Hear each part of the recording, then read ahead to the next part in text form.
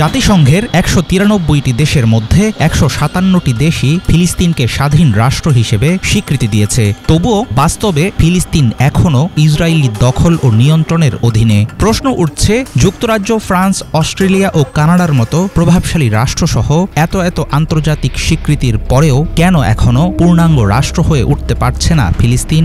দখলকৃত জমিতে একের পর এক অবৈধ বসতি নির্মাণ, সামরিক নিয়ন্ত্রণ, কঠোর অবরোধ আর গাজায় রক্তক্ষয়ী যুদ্ধ, সবকিছু মিলিয়ে ফিলিস্তিনকে মানচিত্র থেকে মুছে ফেলার নির্লজ্জ খেলা চালিয়ে যাচ্ছে তেল আবিব। মধ্যপ্রাচ্যের কসাই প্রধানমন্ত্রী বেনিয়ামিন নেতানিয়াহুকে দুই রাষ্ট্রভিত্তিক সমাধান মেনে নিতে কেন বাধ্য করা যাচ্ছে না?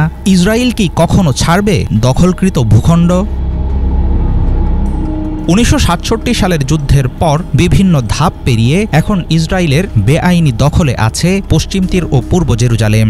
এরপর থেকেই এসব অঞ্চলে গড়ে উঠতে থাকে শত শত অবৈধ বসতি। এসব দখলকৃত এলাকায় এখন বসবাস করছে প্রায় ৭ লাখ ইসরায়েলি। শুধু তাই নয়, গাজার উপর সামরিক অবরোধ আর পশ্চিম তীর জুড়ে অসংখ্য চেকপোস্ট ফিলিস্তিনিদের জীবনকে পরিণত করেছে বন্দি শিবিরে। সাম্প্রতিক সময়ে পশ্চিম তীরে ৩,৪০০ নতুন বাসস্থান তৈরির পরিকল্পনা এমনভাবে করা হয়েছে যেন দুই টুকরো হয়ে যায় পশ্চিম তীর।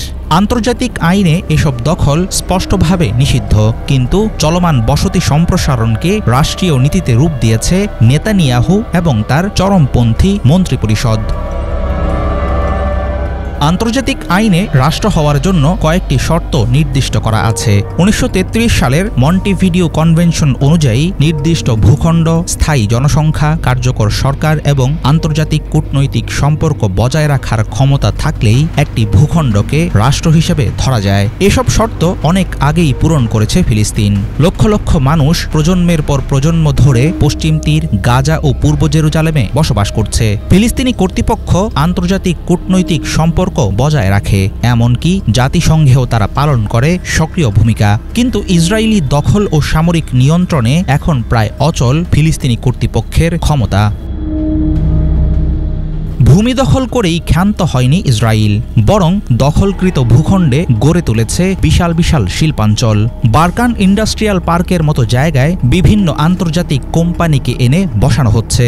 অতিরিক্ত করছাড়, ভর্তুকি ও সস্তা ফিলিস্তিনি শ্রম দিয়ে টিকিয়ে রাখা হচ্ছে এসব প্রতিষ্ঠান। অ্যামনেস্টি ইন্টারন্যাশনালের তথ্য অনুযায়ী এসব ব্যবসার সঙ্গে যুক্ত আছে এয়ারবিএনবি, এক্সপিডিয়া ও জেসিবির মতো বহুজাতিক কোম্পানি। ফলে ক্রমাগত আরও শক্তিশালী হচ্ছে ইসরায়েলের অর্থনীতি। ইসরায়েল কি কখনো এসব বসতি ছাড়বে? বাস্তবতা বলছে কখনোই তারা দখল ছাড়বে না। নেতানিয়াহু ও তার প্রশাসন প্রকাশ্যে ঘোষণা দিয়েছে জর্ডান নদীর পশ্চিমে কোনো ফিলিস্তিন রাষ্ট্র হবে না।